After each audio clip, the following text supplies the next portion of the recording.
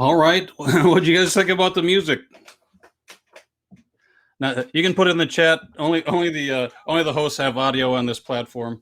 It's Bevy Labs, provided by the GDG group for us to host our meetups. Glad to see so many here on a Wednesday afternoon. What we'll do, I'll just do a quick introduction of our group, a quick introduction of Ravi, and then we'll let Ravi take over for Google Cloud in aviation. I think the next slide has a little agenda. So it's so we'll have Ravi for his presentation. We'll have a little Q&A at the end. There's a Q&A chat that I'll be able to activate at the end. You can, even before activated, you can put questions in the chat. I'll collate them together when Ravi's talking. And then we're thinking, we're going to experiment a little bit, take a break, and then try and do some, if anybody's up to it, do a little bit of a virtual networking at the end of the session. And I'll talk a little bit later more about what that means, and then we'll take a look at what we're hoping to have for you guys next month. All right, so we got a crew of folks together. We got mostly us guys from Sabre as the organizers. We do have Nitin Raut from Google helping us out. Nitin, did you want to give a few words of welcome?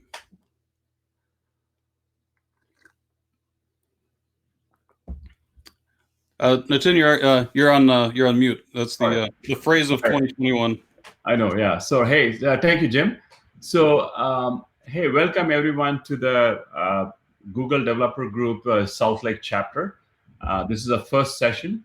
First, I would like to thank Jim for taking the leadership from Sabre to make this happen, along with Gaurav, Malik, Kenny, and Ramji. And also thanks to Ravi for being our first presenter. So Jim, back to you. Thank you. Thanks, Nitin. Yeah, so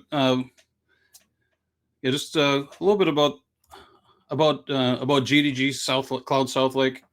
The GDG, short for Google Developer Groups, and it's their version of a user group, right? And we've all been parts of other user groups like Red Hat user group, which they shorten out to RHUG, or VMware user group, which is VMUG. So for Google, it could have been a Google user group. It would have been GUG, just GUG. Doesn't sound that great. So they went for GDG, and I'm pretty sure they started before they had cloud. But now they have a special banner for those that'll focus on cloud. We at Sabre have a 10-year partnership with Google. We thought it'd be a good idea to try and connect people together. It does say Southlake in our title. We had to pick a location.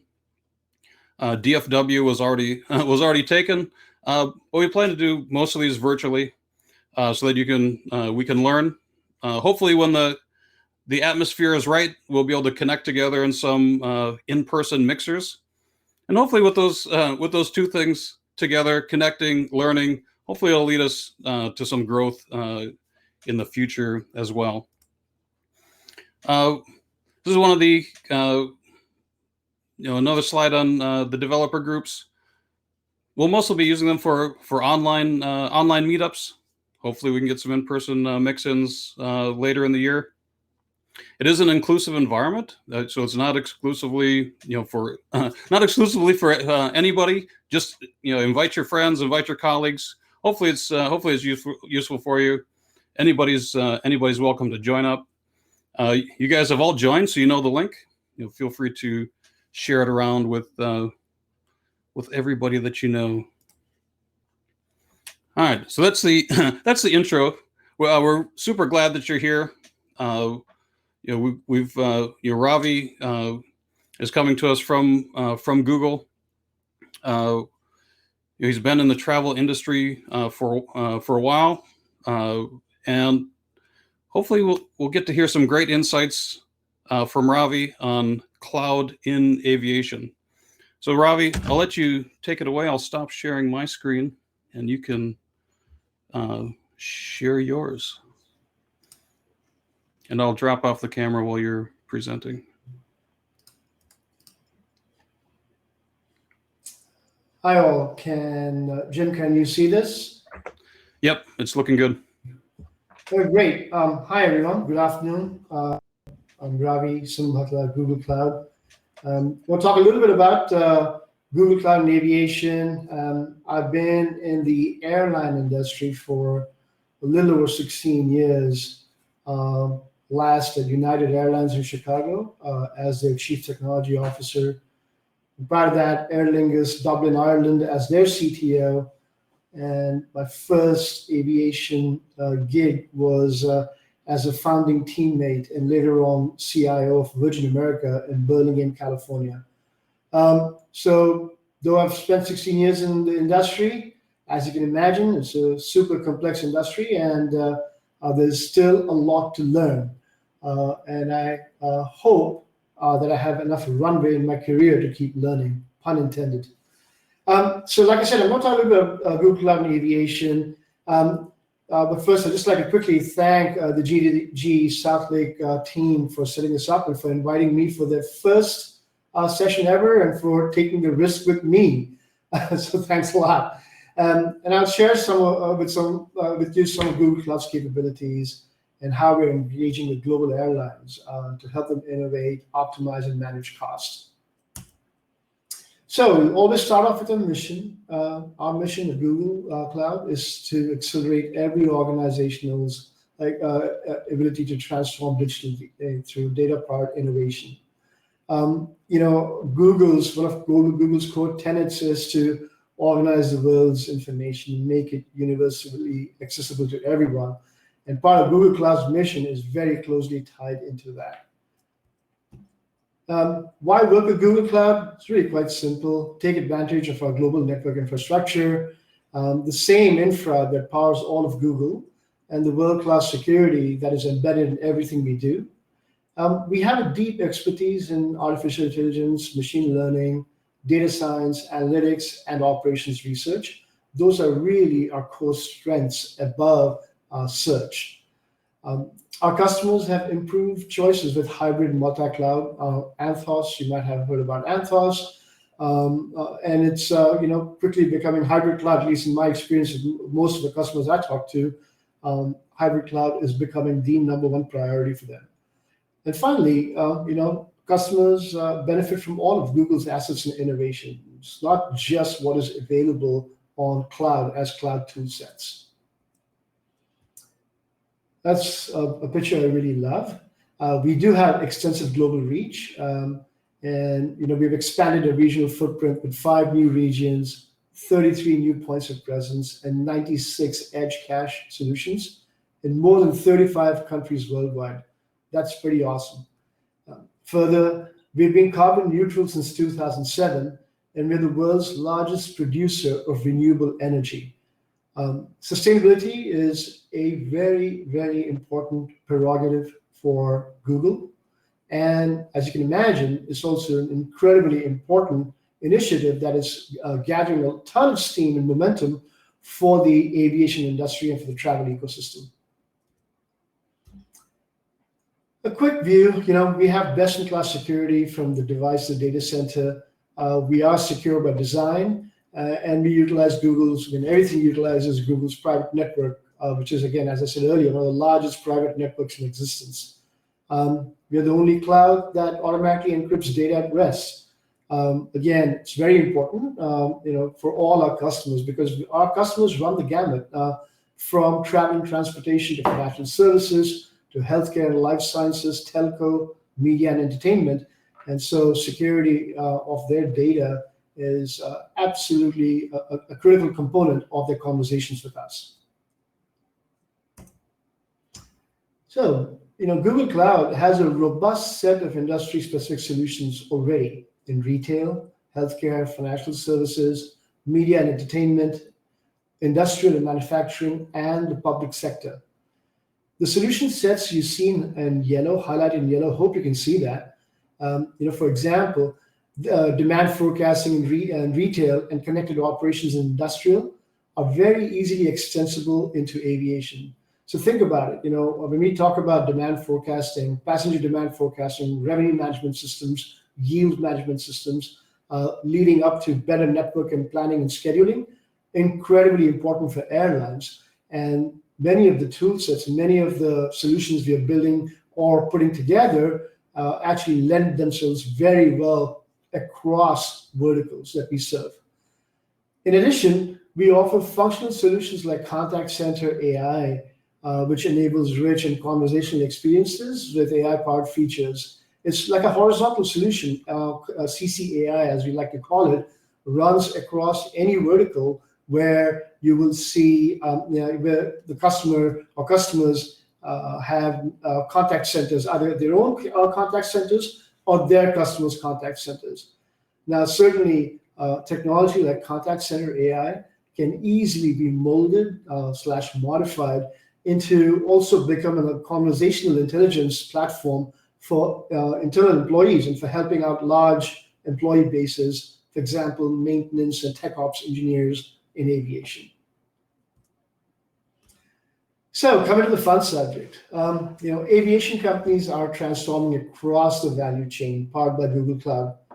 They're harnessing data of products like Flight Demand Explorer, which I'll get to in a minute.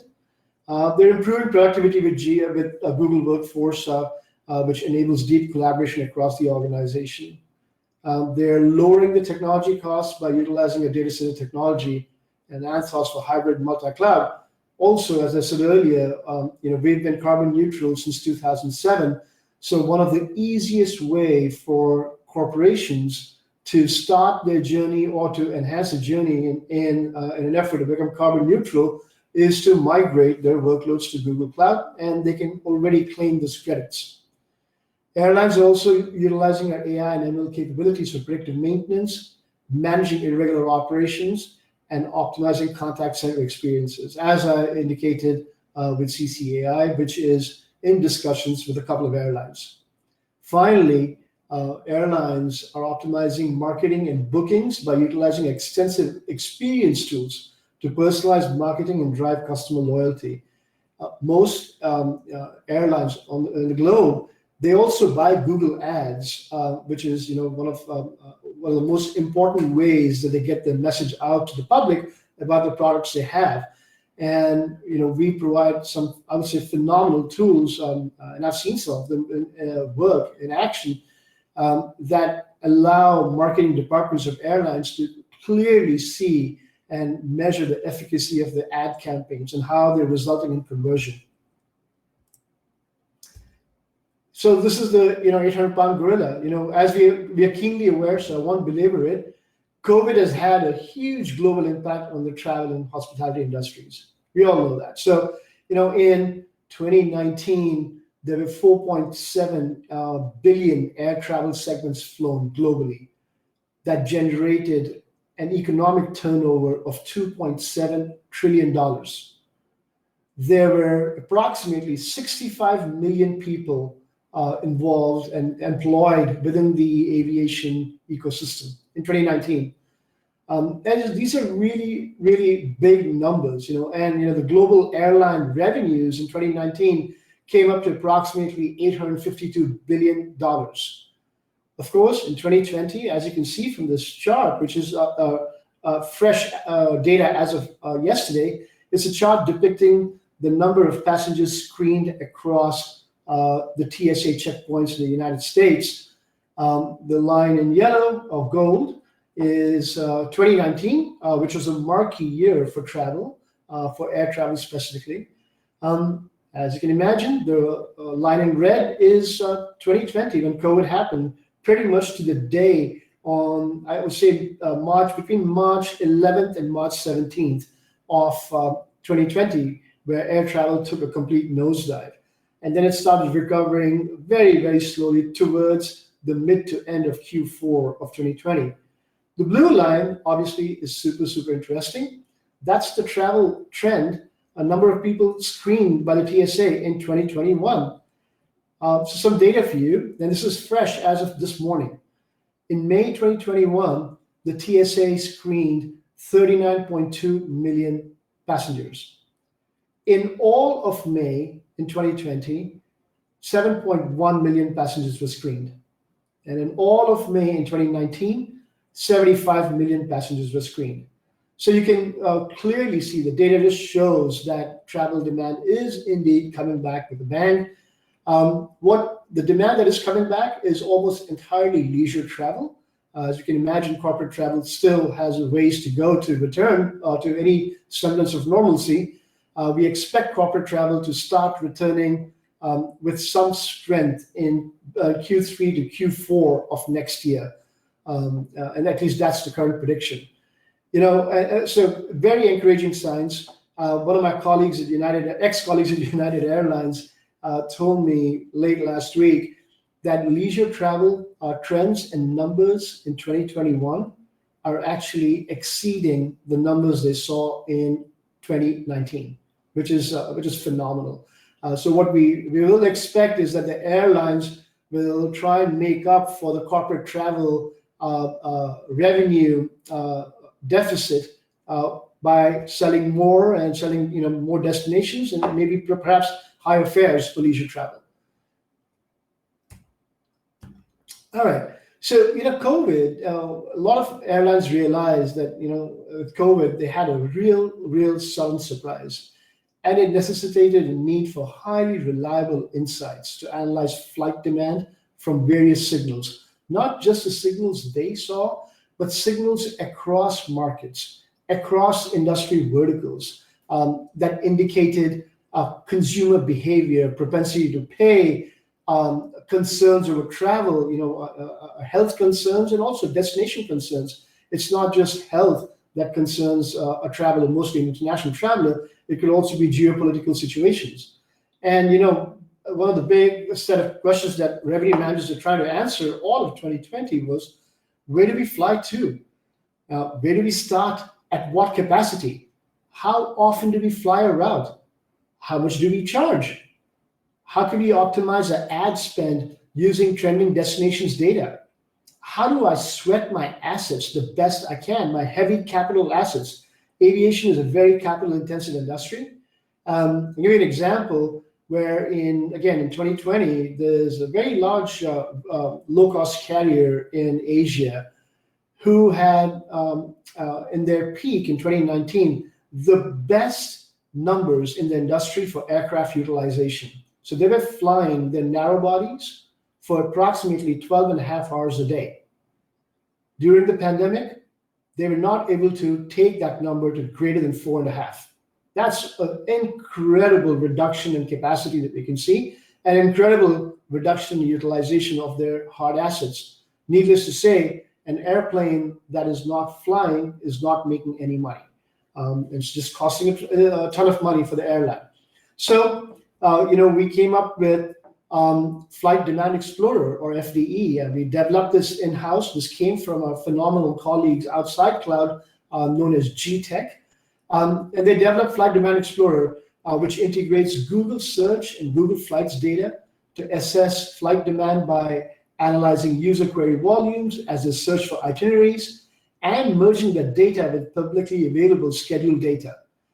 Airline process timelines have become greatly compressed. Now, talking about processes, airlines will have a process like network planning and scheduling, which they take 6 months out, from today to 6 months out in the future. And what airlines found is that they simply could not afford to have any of the traditional process timelines that, hey, it's okay to take 6 months to do something. Everything moved far to the left because they had to react very quickly to very rapidly changing market conditions. And again, Flight Demand Explorer is the tool that brings all that information together for revenue managers at airlines to make really good decisions about how to build up capacity and, of course, what to charge. So next, let's examine our superior AI and ML capabilities. I talked about earlier. I'm not going to belabor the slide too much, but predictive maintenance, irregular operations, and customer service. I've already spoken about CCAI, but let's just talk about irregular operations. We are working with Lufthansa, the Lufthansa Group, where we're helping them out in essentially optimizing their operation. And an irregular operation in an airline is where you have a cancellation or delay. Anything that causes a cancellation or delay of a flight, it could be weather, it could be mechanical, it could be crew, it could be an irate passenger, whatever the case might be. If you're a small airline, you're just flying point to point, sometimes you can take the hit of an irregular operation and you can reaccommodate your customers. But if you're a large airline like Lufthansa, an irregular operation, a cancellation or a delay has a cascading downline impact on the network. And by downline impact, I mean, customers will probably not make their connections. Flight crews will probably not be placed at the right place and the right time. Ground crews may not be available. The aircraft, at the end of the day, may not make it to the right maintenance base. A huge impact in terms of revenue, cost, and customer satisfaction. And irregular operations really lead to that. So what do airlines need? And what's Lufthansa trying to do? From the vast array of data signals they get, they get a tremendous amount of signals in real time. They simply cannot have human analysts try and crunch through this data and make sense of it and deliver smart decisions in a time frame that's reasonable enough for Lufthansa to protect revenue, minimize costs, and maximize customer satisfaction given the circumstances. The only way they can do it is by having this data fed continuously into the machine, into the ML models, continuously learn and allow the machine to make a decision. I'm quite happy to report that in the experiments that we are conducting with Lufthansa, just over the last 3 weeks, I would say, the decisions made by the algorithm have proven to be the best decisions in simulations for Lufthansa. So much so that the Lufthansa operations management basically told us that they wouldn't even have considered the decision that the machine made. But once they actually peeled the onion on the decision, they found that to be the most, I would say, effective decision in terms of protecting revenue, cutting down costs as best as possible, also preserving CSAT as best they could, and also to be the most sustainable friendly or sustainability-friendly solution. So coming to sustainability, as I said earlier, it's every large company, including Google, this is one of our key prerogatives. Sundar wants us to aim high. He set the pace for us. And in our third decade of climate action, we're going even further to help build a carbon-free future for everyone. Again, I'm very proud to say that indeed we've been carbon neutral since 2007, but we too have work to do. These numbers speak for themselves. Global tourism accounts for 8% of global carbon emissions, of which obviously transportation is the largest contributor to this. And many a time we think about transportation as relegated to air, train, road. But when I talk about transportation, I'm talking about the ecosystem. I'm talking about every bit of activity that needs to happen or that is happening in an attempt to make the transportation world come alive. So, for example, when you're taking a flight out of Chicago O'Hare, it's not just your flight, not just your airline, but it is all the ground personnel at the airport. It is the airport operations. It is the FAA. It is all the ground transportation. The fueling, the fire engines, everything, the entire ecosystem that serves that one particular flight. That is how we need to calculate, the carbon footprint and the sustainability view. Pretty important for us to do, and Google is, I would say, playing quite a leading role in this, and I'll get to that in a bit. So we've also learned that users, end users do want to offset their travel. In fact, younger generations of people, including kids of some of my friends, not my kids, but kids of some friends of ours, are basically saying that they want to understand the carbon footprint of leisure travel. So if you want to take a vacation, what is our carbon footprint? And if their parents are not finding a way to offset it, the kids are actually refusing to fly. This is, becoming more and more prevalent. Now, I'm not sure whether it's out of the kindness of their hearts or they're following some trend on TikTok or social media. Doesn't really matter. What matters is the outcome, which is that they're making some very well-informed decisions. And as we can see, 46% of users or travelers are willing to pay greater than 2% of the ticket price in terms of buying a carbon neutral flight versus a non-carbon neutral flight. And this study was done by McKinsey. So aviation emissions are expected to nearly triple in the next 3 decades. It's because of growth in demand, competitive pressure, and literally physics of flying. At some point, you cannot beat physics. We all know that, right? We can keep trying, but flying a number of human beings in a metal tube between 35 and 45,000 feet at 650 miles an hour requires a way to power the engines, and that power comes from fuel. So more and more airlines, and an example fresh in my mind is United, have really committed to sustainability. They're already using biofuels for many of their routes.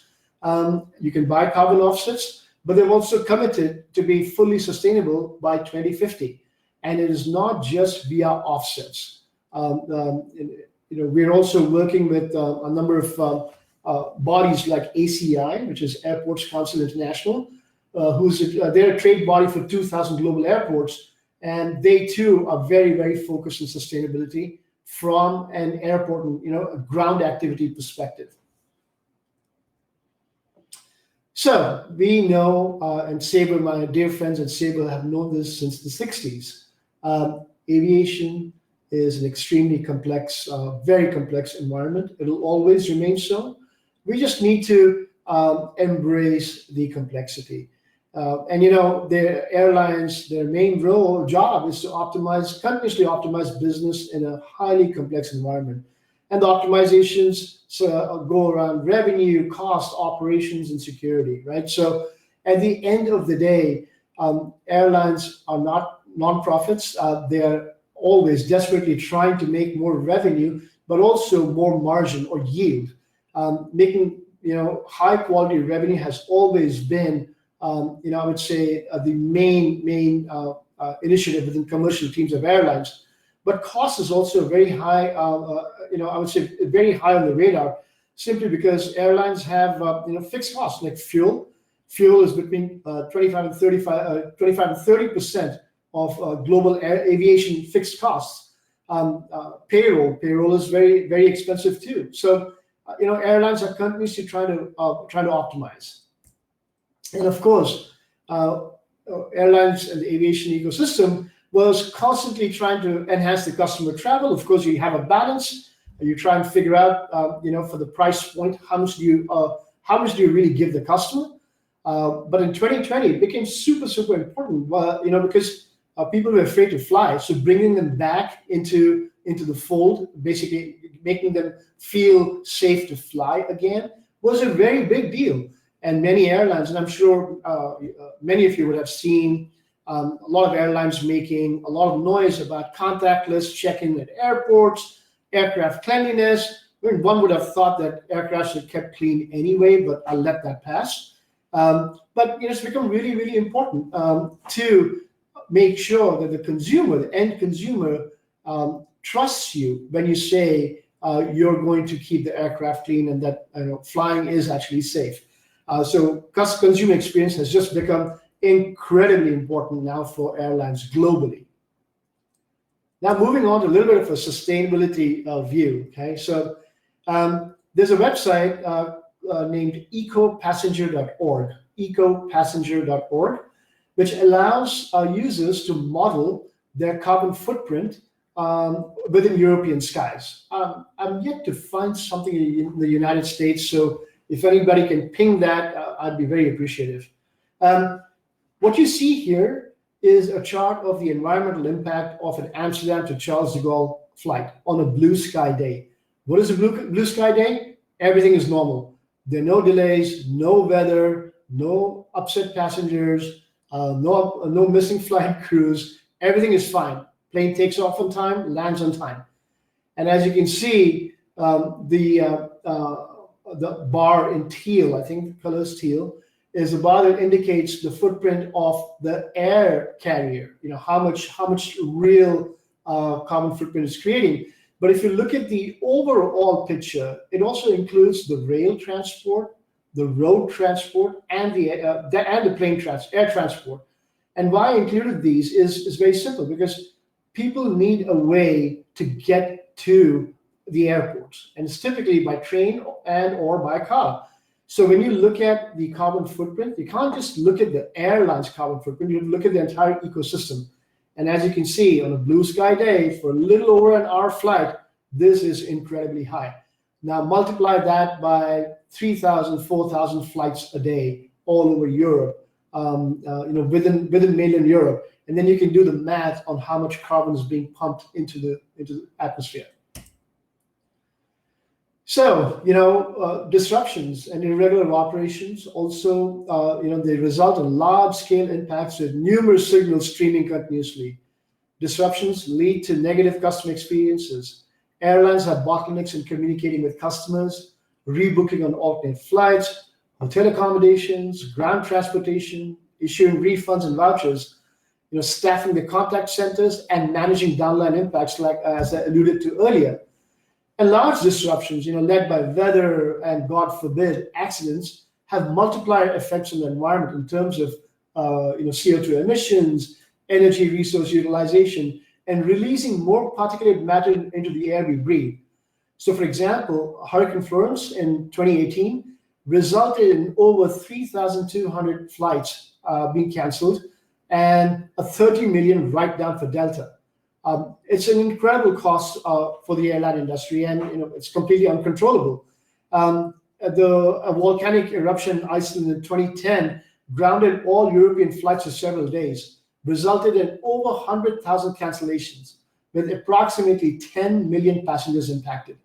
So as you can see, how can we help them? Disruptions are expensive, very expensive, $60 billion globally, right? 8% of airline revenue, that's a lot.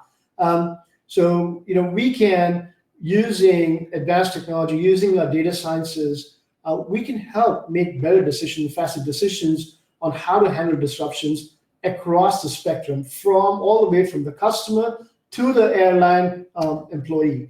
And as I said, it's multiplier effects, and the only way we can actually address these problems is using technology, and not just using any run-of-the-mill technology, but applying machine learning to it, all for the reason that we need to make better decisions given the mass of data we're receiving in real time.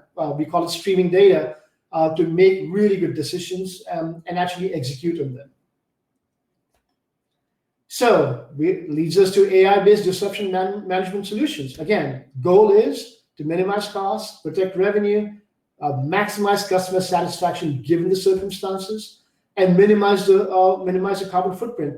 Over time, humans and analysts who run network operation centers or SOCs will begin to trust the decisions made by the AI, as they see that the decisions are usually very, very good and they have the highest rate of efficacy.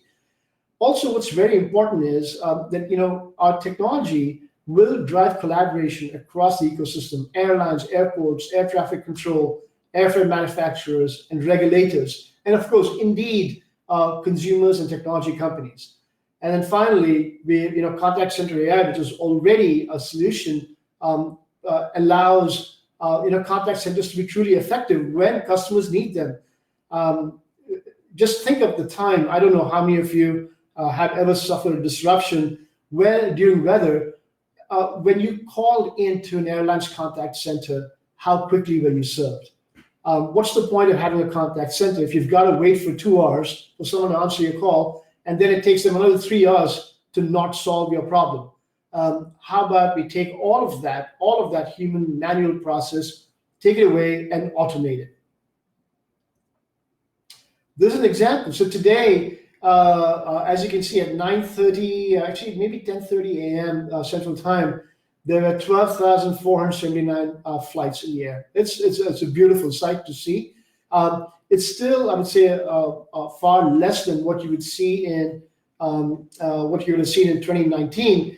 But in 2019, all of 2019, there were 200,000 flights in the air throughout the year. Amazingly enough, in 2021, we've already seen that number climb to 168,000. That is a huge number, which is but this is all flights, commercial, business jet, private flights, etc. For purely commercial flights, 2019, there were 118,000 flights, and 2021, already the number is at 73,000. And we have reached just half the year. So really, really encouraging signs. But also really worrying, if you look at the number of planes in the sky at any given time, there's a lot of fuel being burned. Which leads me to here, optimizing flight plans. Someone very smart said it takes fuel to carry fuel. And many conditions can change during flight, like wind, ATC directives, weather, restricted flight levels, which are, I would say usually the military calls them. And with AI scaled optimizing and decisioning, we can offer things like dynamic route optimization, change the flight plan on the fly, no pun intended, and find a way to get that to the flight deck, to the crew, where the crew can apply the new flight plan immediately. It also allows for accurate weight and balance calculations, very important for air travel. Diversion planning and execution. Airlines are fantastic at planning diversions.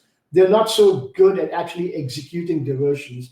A diversion is very simple concept. You're flying from point A to point B. Something happens mid-flight, and you have to divert to the closest airport that can handle the aircraft type that you're flying.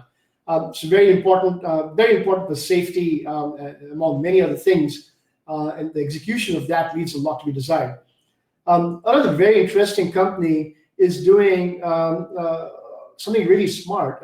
Houston Airport, for example, has between, I think, 7 or 9 inbound landing vectors. And every inbound aircraft is assigned one of these vectors by air traffic control.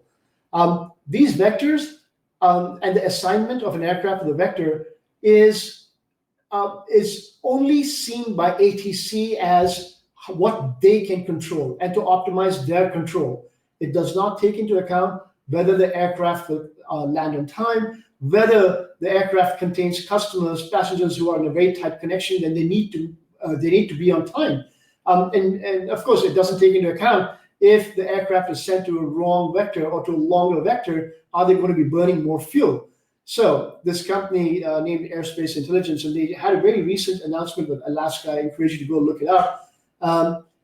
Do exactly that. They help optimize the inbound vectors. So the airline's network operations center and the station operating center can actually assign the right and most optimal vector in real time to the flight before air traffic control takes over. Again, moving the problem left, solving it using technology. And of course, they're very heavy users of our ML and AI tool sets. Moving on. A simple example of 2 flight plans. Again, Chicago to Charles de Gaulle. It's incredible. These are 2 flights going from the same origin to the same destination, except one ends up with 7,100 kilometers and 34 waypoints, and the other one is 6,700 kilometers and 20 waypoints. And there's always a good reason to take the long way home. Supertramp. There's a really, really good reason, but multiply that by 1,000, maybe 1,000 flights a month, or maybe 1,000 flights a quarter, or maybe 10,000 flights a year take the long way. What does that mean? What is that doing to our atmosphere? What is that doing to the airline's fuel burn? What is that doing to the on-time arrival? There's so many considerations here. Why is it that we can really seek the most optimal flight path every time? Again, like I said, there are many good reasons, but it would be fantastic if the Network Operations Center of every airline had tools that will allow them to model this and publish this in real time so it automatically applies to the flight deck. Again, really, really important.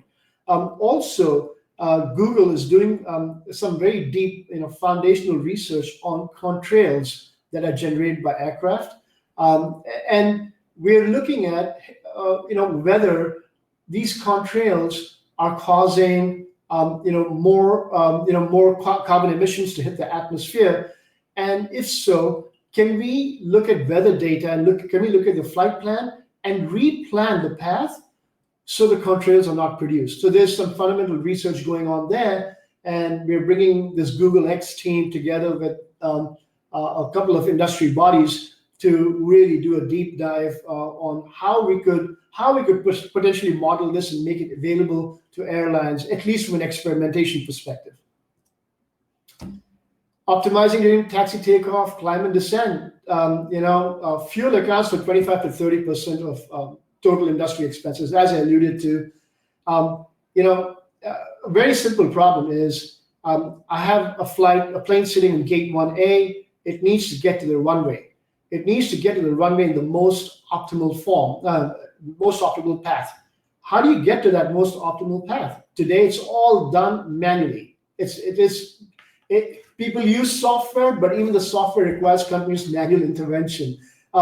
So it's really incredible. There's studies going on right now that try and analyze and minimize the number of, for example, acceleration and deceleration events between the gate and the top of the runway for the flight to take off. As you can imagine, even in a car, every acceleration and deceleration event causes more fuel to burn.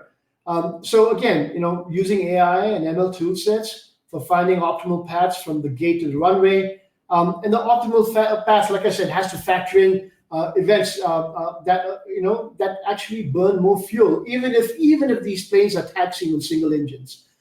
Really, really important consideration. A very hard problem to crack, but my firm belief is that with Google's AI and ML and operations research tool sets, we will be able to crack this at scale. So I would like to end this talk really quickly with this very brief video on 37 years of the impact to our planet, the human impact to our planet, and it'll give you an idea of why sustainability is very important, and also put the context of aviation in.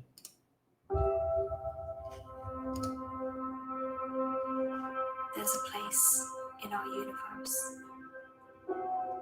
a marble spinning in a vacuum.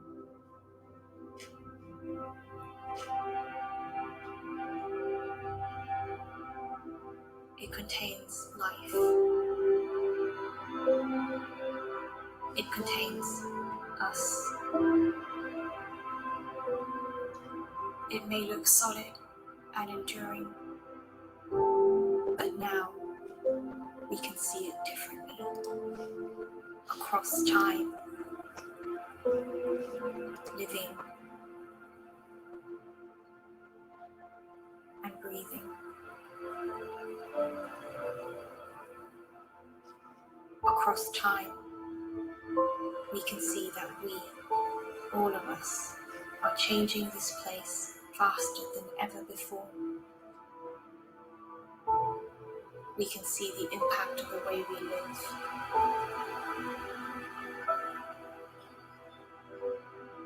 Of the choices we make.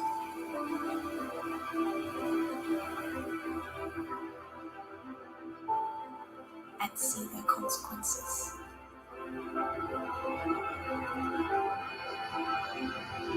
There's a place in our universe. How we decide to treat it today will determine our future. What will you think? What will you do when you see our world changing before your own eyes?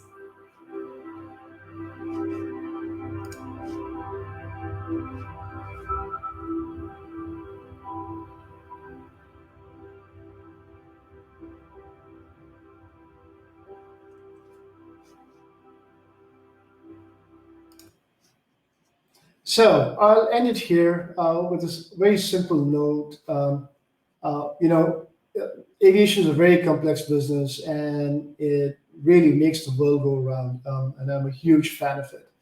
But in order for us to really work towards sustainability, and I keep going back to sustainability because that is probably going to be one of the biggest um, imperatives across the industry. Collaboration is critical across the ecosystem partners, airlines, airports, air traffic control, airplane manufacturers, governments, regulators, industry bodies, the flying public, and of course, technology companies. Technology is not a panacea to solve these problems, but my firm belief is that now is the time, and Google, as a company, is very active in this space. And you know, the kind of interest I have heard from our airline colleagues and their C-suite is quite incredible. Now we just need to take that interest and actually convert that or morph that into something executable. Thank you very much. All right. Thanks, Ravi. Let me share my screen here. And in honor of Lefty winning the PGA Championship, and with the not a lot of audio on the cloud, we'll give Ravi the golf clap. The golf clap. It was very good. Be nice to have the roaring of the crowd. So this is the time we'll open into question and answer session. There is let me drag this over maybe. There should be a Q&A tab available for you guys to. Q&A tab on your screen. If it's easier, if it's too hard to figure out the Q&A tab, just type a question in the general chat, and we'll have Ravi pick it out, and I'll maybe read them off as they come in. And if none come in, I do have a few questions. A few questions for Ravi, not necessarily around the presentation, but maybe a few things of advice or your career journey. You know, not necessarily aviation focused, but you know, if anybody's out there, it's always nice to hear you know, how people got along in their career. John, if you think back over your career, how did your earlier career choices kind of lead you to where you are now? Okay, so I started off my career connecting token ring networks in London many eons ago.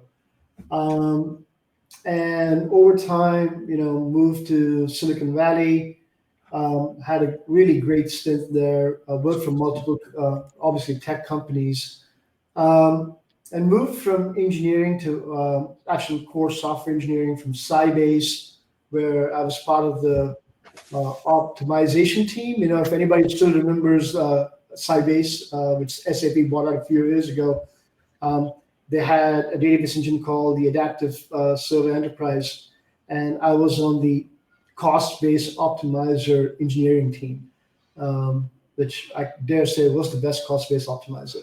And then, you know, over time, then I moved to IT, and then I started, you know, just organically started getting larger responsibilities, so bigger teams. And I happened upon, you know, my first airline, Virgin America. One of my bosses, who's actually a very close friend of mine now, Bill McGuire, He said, "Hey, Ravi, you want to help start an airline?" I said, "What? What does that even mean?" But we had such a great relationship, so I said, "Okay, I'll do it." And needless to say, I knew exactly zero about airlines. I was just a jaded consumer, and so I joined, and I learned a lot. I fell in love with the industry. Yep. The sheer action, it's constant, it's never ending. The complexity, and the people and the friends you make along the way. So, from Virgin America, I joined Tesla Motors as their CIO. Worked for Mr. Musk himself, which I still have a few, I would say, whip marks or whip lashes in my back, or lash marks.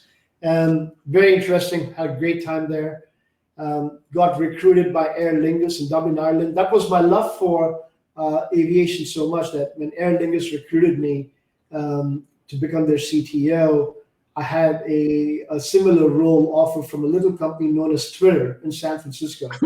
And I said, as the super smart guy I am, I said no to Twitter, and I went and joined Aer Lingus. It was a lot of fun. Packaged it up to be sold to IAG, and then got recruited by United, became the CTO, and 5 years later got recruited by Google.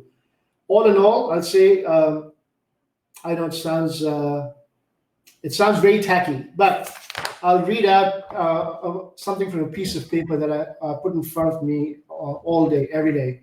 Okay. And it's just an excerpt from a quote, so please bear with me, but you'll get the gist of it. But no less impressive an accomplishment is being better people, being happier people, being balanced people, being content people, being humble and selfless people.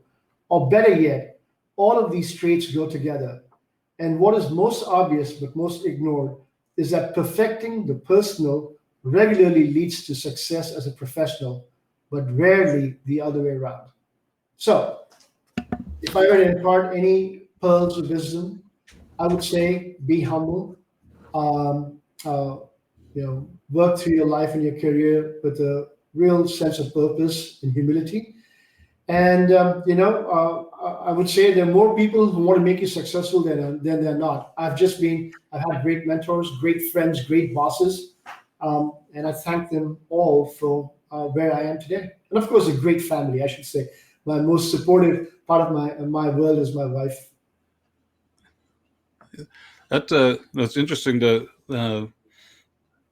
you have the quote on your desk every day as a reminder of what's important. Yeah, it's right here. Excellent. I kid you not. And actually, someone sent it to me. So I see there are a few questions coming up. Yeah, do you want me to read them? Maybe I'll read them out loud. And we'll give you a chance to think about them. Because you can probably read faster than I can read them out loud. I'll read the one from Junaid. He's one of our data scientists in our. Is Junaid in Sabre Labs, I think. What are your views on solving the end-to-end traveler experience problem? In other words, there is not a good solution that exists today where an end-to-end trip can be booked as a one-stop shop. Also, is a one-stop shop even relevant, in your opinion?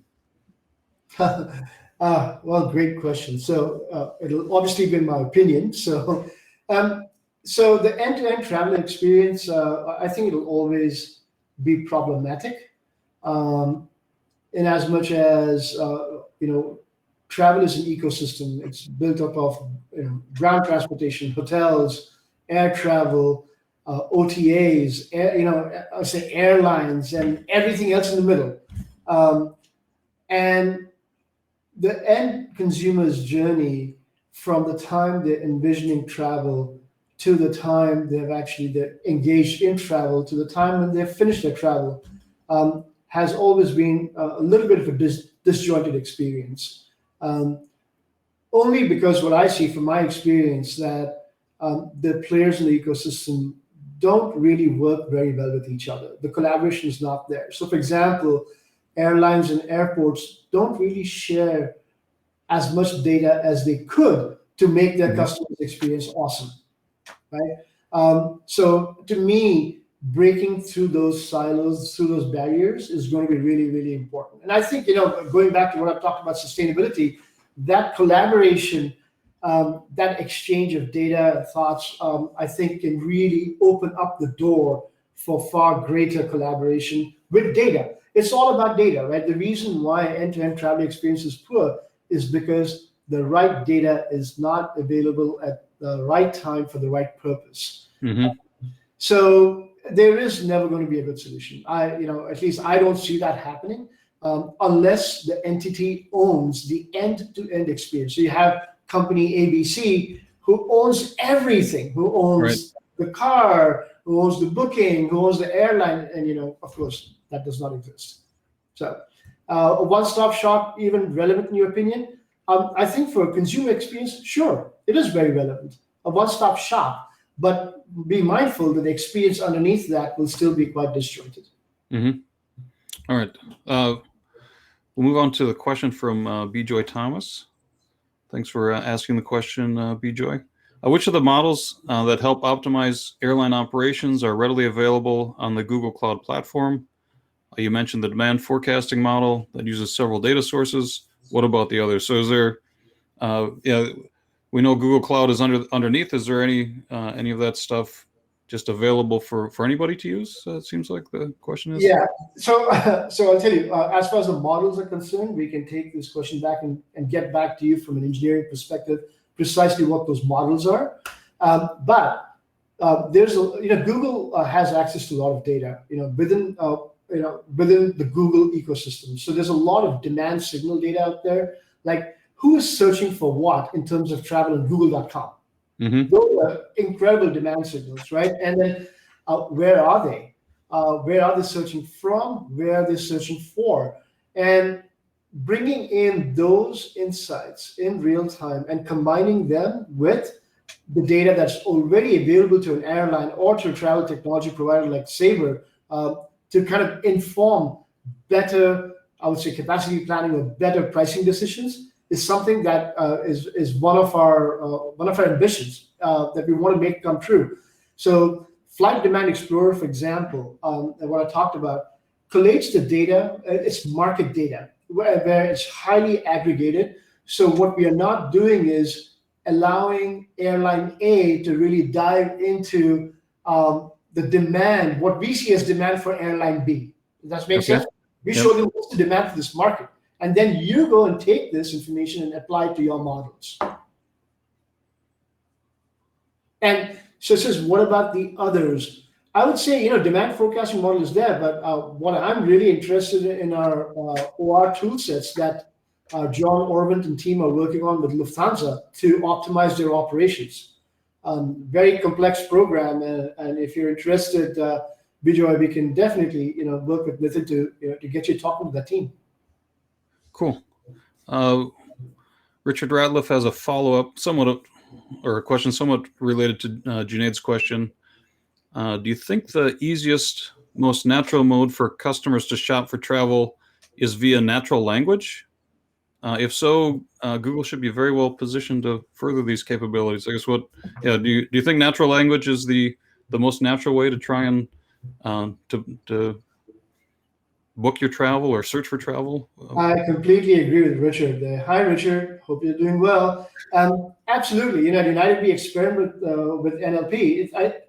At the end of the day, since I've been in the industry, since 2005, we still do the same thing. Where are you flying from? Where are you flying to? What are your dates? How many people? Do you have a lap infant? Do you have a doggy? Do you have a pet? Same questions so it completely takes away the imaginative aspect or the creative aspect of designing an itinerary, especially if you're a leisure traveler. Wouldn't it be fantastic if you were able to go and just speak out what you want to do, right? And when I was at United, we as a team actually did that on Google, and it worked really, really well. And we I forget what we call that. There's some very creative name the marketers thought of it, but it was just based in NLP. I think that is the way to go. The other thing I'd like to also say is that what airlines do very poorly is keep their loyal customers engaged when those customers are not envisioning travel. Right? So most premium customers will buy 2 or 3 very expensive trips a year, and then they'll just go off the radar.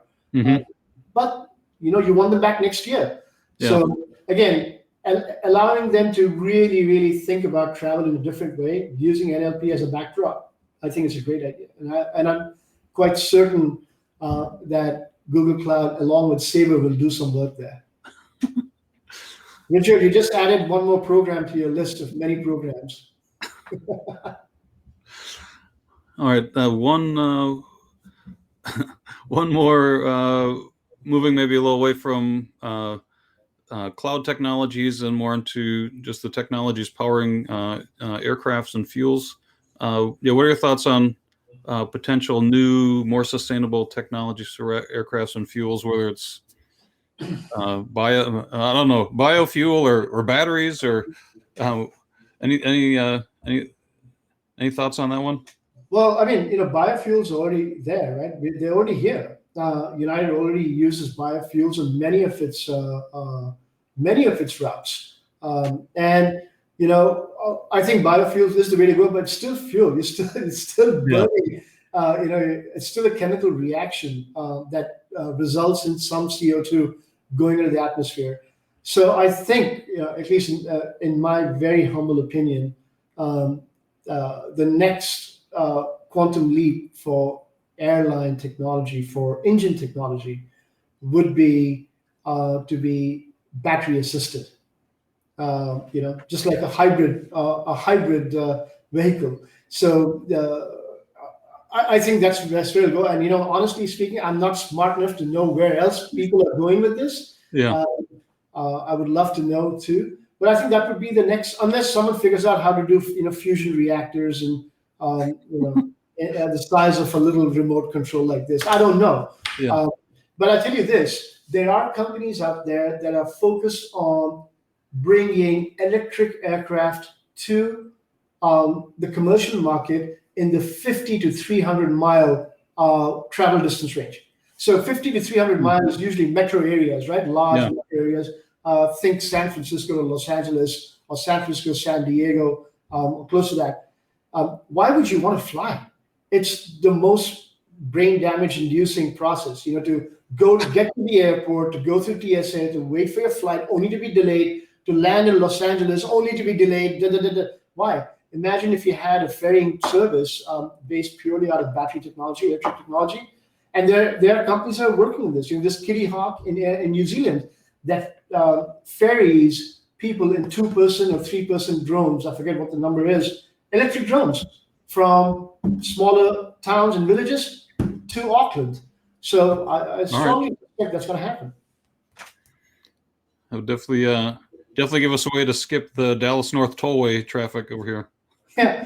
Well, the other thing is, the Boring Company. I don't know if any of you guys have heard about the Boring Company. Elon Musk's another pet project. I do not know if it was drug-induced or not, but they're building tunnels.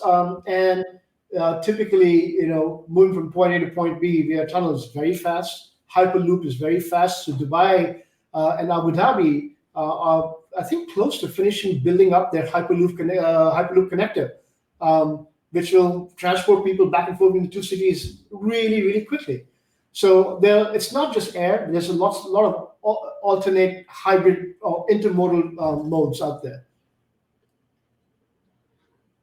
On the looks like we have one in from Kenny Kahn on travel shopping. Experience style travel shopping hasn't taken off yet. He doesn't see the ability to shop by experience rather than O&D. Is this happening anywhere? And can machine learning make it take off? Great question, Kenny. It is happening. More and more we see it. I'll go back to my examples. We introduced this at United in 2019. Actual experiences saying, hey, I have a family of 4. I have $2,000. I want to get the heck out of Chicago in winter and go to a beach destination and catch some rays. Tell me what I can do, right? That is experience shopping, and we introduced that at United. I would say, I believe it was the right thing to do, but soon after that, of course, we all got hit by the COVID experience when nobody wanted to fly anymore. So I'm quite certain it'll come back. And yes, Kenny, absolutely, ML is what's going to help what's going to help put the right set of experiences or choices in front of the consumer. And the reason why we say ML is it's really twofold. One is for the deep learning and being able to understand vast troves of data in real time.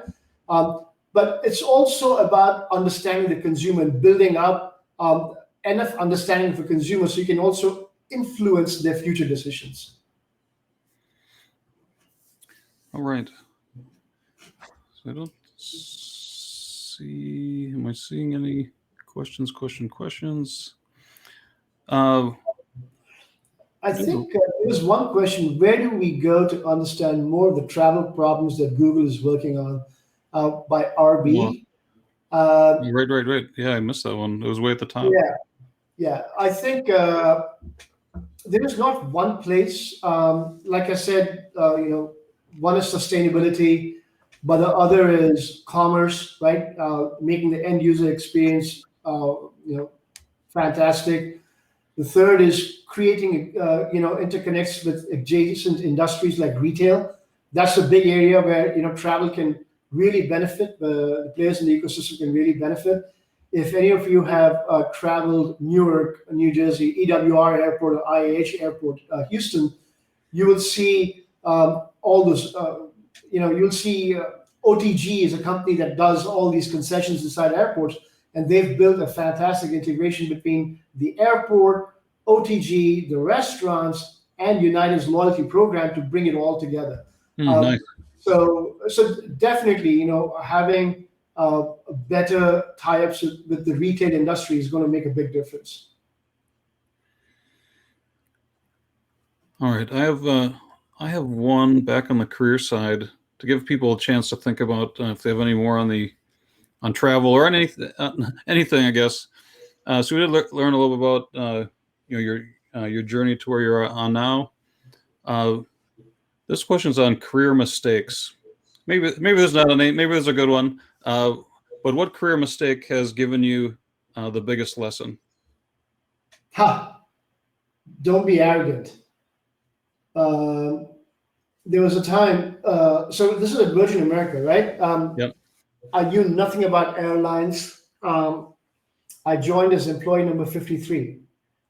The first plane arrived a year and 2 or 3 months after I joined. So we didn't know if we were going to fly, and I had maybe 1 year and 2 months to actually learn the foundational elements of what aviation is all about. I knew like I said, I knew nothing about it, and I came out of that 1 year, 3 months, feeling ultra confident of myself, feeling that I had past the need to learn more. And boy, did that hurt. I knew about how to put systems together, understood everything about how airline systems go together, but I didn't understand the business, right? So to me, I think I let my ego and my arrogance get the better of me. I think the most important advice I can give to anybody is, no matter which department you're in within an organization, you need to understand how to draw a straight line from what you do to the company's future and the company's goals. Right. And I did not do that. I was pretty much in my own world. Hey, I got the technology all right, which of course wasn't the case too, but it's a lot more than that. So I would say, that was a fantastic experience. In a bad way, but a good way. The other incredible experiences: don't ever go for a job without asking some very basic questions. So when I took the role of CTO at Aer Lingus in Dublin, Ireland, I was so excited, man. I had lived and worked in Ireland, in the early 90s, loved it there. And so I said, okay, I'm just going to go. I said, yeah, done. They made me an offer I couldn't refuse, et cetera, et cetera. But I didn't ask about the team. Okay. The executives who interviewed me told me the team was like lousy, right? And everyone needed to be changed. They never did any work, nothing. I went in there making that assumption the team was that. That was, so I went in thinking the team was bad. Obviously, that wasn't the case. They were really, really smart women and men who just had not been heard. They had no voice. on the one hand. On the other hand, they were pretty obstinate as well because they were unionized. This was the only IT team in the world that I worked with that was unionized. Go figure that. So anyway, so don't make assumptions about people. Learn your own, learn and then make the judgment calls. So I would say that's something also I did not do. So I'm bearing my soul to you guys. No, and definitely appreciate it because it's always it's always good to connect and hear those types of stories. It doesn't mean that we won't make our own mistakes in the same direction, but at least we'll have heard it before. Yeah, yeah. If it reminds you of the mistakes that Ravi made, just don't make them. It's that simple. Hey, Lisa Danzer has a question. What is Google doing with facial recognition for use with the airlines? Lisa, as far as I'm aware, nothing in particular. We are not playing in that arena. So when you look at facial recognition, really, there are different manifestations. One is I would say, in the end user's device, mobile device. The other will probably be at check-in in the airports, etc., or the TSA checkpoints or security checkpoints. I would say as touchless experiences become more commonplace, facial recognition might become a higher priority. I think for airlines it is important, but I think we all again need to figure out how to ensure that we protect the data and that's not used nefariously. IATA came up with One ID. British Airways has done some phenomenal experiments using facial recognition to board aircraft. But these are all airlines that have been playing around with technology. I haven't seen Google really participate in that yet. I hope that answers your question, Lisa. All right. So, would you like to wait around for a few more questions, or do you want to wrap your section up, Ravi? I'm at your disposal. If you want to proceed, you still have 28 attendees. So Yep. if you want to proceed with your virtual networking, that might be more fun for them. Just listen to my monotone. Well, let me. I'll share the screen for the next slide, and if nothing comes up, then we'll know that it's time to move on. Let me make sure I share the right slide. Yeah. So definitely, thank you, Ravi, for being our guinea pig on our first ever group here in Southlake here, and we have a mix of Sabre folks and not Sabre folks that have joined up. Great look into the industry, especially a lot into the sustainability. And if Google Cloud is carbon neutral or whatever the phrase was, sustainable electricity, that just by moving compute into that cloud, you kind of get that benefit, that sustainability benefit of getting in there. But really, really appreciate you joining us. Thank you very much, and again, thank you for spending your valuable time with me. Happy to talk further if you folks are interested. All right, and we'll have. Yes. I don't think I have your email on here or anything, but on the invite we did. I think I did have your LinkedIn linked up. So, because if anybody needs to get tied into Ravi, you may give him a direct message on LinkedIn, or if you're a Google Cloud customer or want to be, work with your account executive, and they can probably arrange some time. All right. Yeah. My Google email address. It's okay. I know nobody's going to spam me, so feel free to reach out if you wish. All right. Thanks again. The golf clap, the one more golf clap, and really appreciate it, Ravi. Really appreciate it. I appreciate you having me on. Thank you very much, Jim and team, and good luck with the following events. And maybe you'll come back some other time. All right. Very well. As you wish. Thanks, Ravi. Cheers. Bye. Take care. All right. So, and thanks to everybody for joining. There is a second part of this that we'd like to try out if you're willing to experiment. If you can't stick around, we do plan to have events the last Wednesday of every month, 4:30. We'll book at 4:30 to 6:30. Don't ever plan to actually ever go to 6:30. As the environment opens up, the health environment, and we can maybe add in an occasional get together where we can meet in person. We'll look forward to those. Don't have any dates in mind for anything like that, so we'll sticking virtual for right now. We do have Jez Humble lined up from DevOps Handbook fame and Dora Metrics fame. We don't have an exact topic lined up for the end of next month yet, but we'll expect it to be in the DevOps universe somewhere.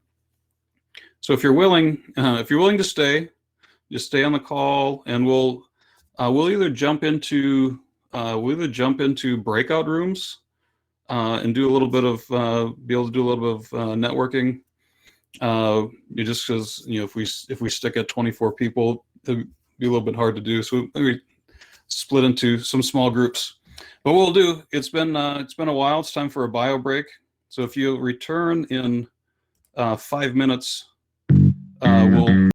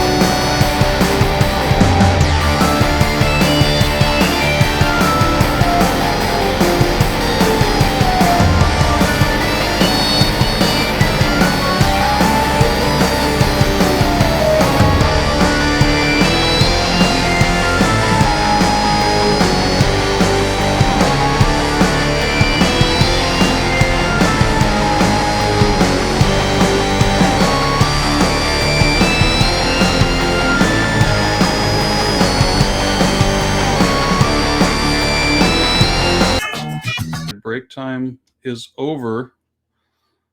So we do have just a few people that had some time left over to maybe do some networking. So since it's a small group, I just made I think I made everybody presenter. At least I tried to. What that lets you do is let you share your microphone, your video if you want to as well. Not mandatory.